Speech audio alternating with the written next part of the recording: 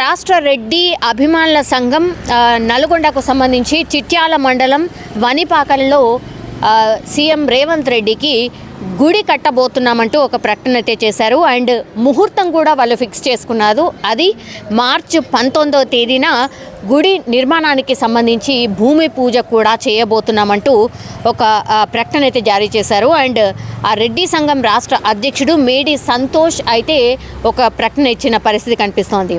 So ఇదంతా కూడా ఎవరు టేకప్ చేస్తున్నారు అంటే మనందరికీ తెలుసు, చామల కిరణ్ కుమార్ రెడ్డి ఆల్రెడీ కాంగ్రెస్ పార్టీకి సంబంధించిన సీనియర్ లీడర్ అండ్ నల్గొండకు సంబంధించిన నాయకులే కాబట్టి ఆయన ఆధ్వర్యంలోనే ఇదంతా కూడా జరుగుతుంది అన్నటువంటి మాట కూడా చెప్తున్నారు. వాళ్ళు ఒకటే చెప్తున్నారు, కనిపించని దేవుడు మా రేవంత్ రెడ్డి. సో జస్ట్ రాష్ట్రం పాలన రాష్ట్ర పగ్గాలు అప్పగించి ఓన్లీ 3 నెలలు అవుతున్నప్పటికీ కూడా చాలా ప్రాబ్లమ్స్ని సాల్వ్ చేస్తూ అందరి అభిమానాన్ని చూరగొంటున్నారు. అండ్ రాజకీయాలు ఎక్కడ చేయకుండా ఒక హుందాతనంగా ఆయన వ్యవహరిస్తున్నారు. సీఎం సీటుకే ఒక వన్నెలాగా తెచ్చారు.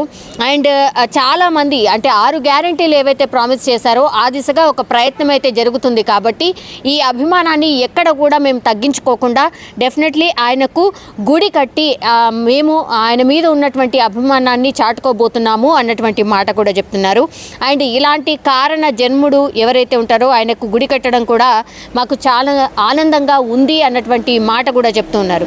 కానీ రేవంత్ రెడ్డికి సంబంధించి మరి నమూనా ఎలా ఉంటుంది, గుడికి సంబంధించి ఎలా ఉండబోతోంది, అండ్ ఈ మాట మరి సీఎం రేవంత్ రెడ్డికి చెప్పారా లేదా, లేకపోతే తమ అభిమానాన్ని ఇట్లా చాటుకొని మరి డైరెక్ట్గా వీళ్ళే వెళ్ళి ఇన్విటేషన్ ఇస్తారా, ఆయన వస్తారా, ఇట్లాంటి కూడా వార్తలు వినిపిస్తున్నాయి. కానీ యాక్చువల్లీ మనందరికీ తెలుసు, ఇట్లా అభిమానాన్ని చాటుకోవడంలో అయితే జనరల్ అయితే సినీ స్టార్స్కి చాలామందికి ఇట్లాంటి గుడి అయితే ఉంది.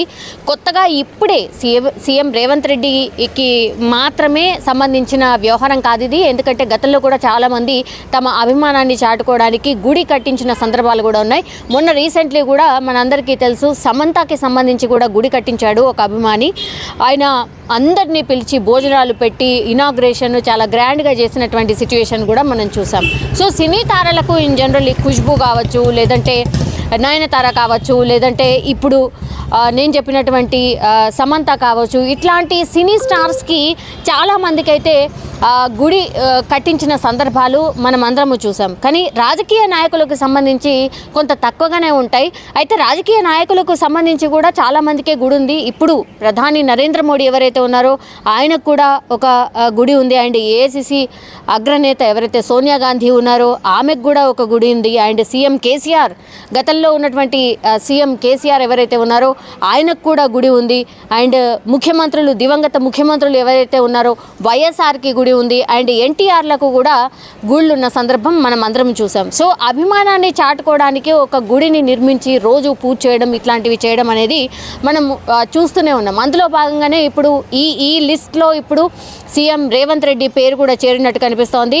దానికి ముహూర్తం ఫిక్స్ చేసుకొని 19వ తారీఖు నాడు వాళ్ళు భూమి పూజ కూడా చేయబోతున్నారు. అంటే రేవంత్ రెడ్డికి సంబంధించిన క్రేజ్ ఎంతగా ఉంది అండ్ మేమెంత అభిమానిస్తున్నాము అనేది చెప్పుకోవడానికైతే ఒక ప్రయత్నం జరిగినట్టుగా, ఒక ప్రయత్నం చేస్తున్నట్టుగా మనకైతే అర్థమవుతోంది. సో కాంగ్రెస్ పార్టీని అధికారంలోకి తేవడంతో పాటుగా తనదైన మార్క్ పాలనతో దూసుకుపోతున్నారు రేవంత్ రెడ్డి.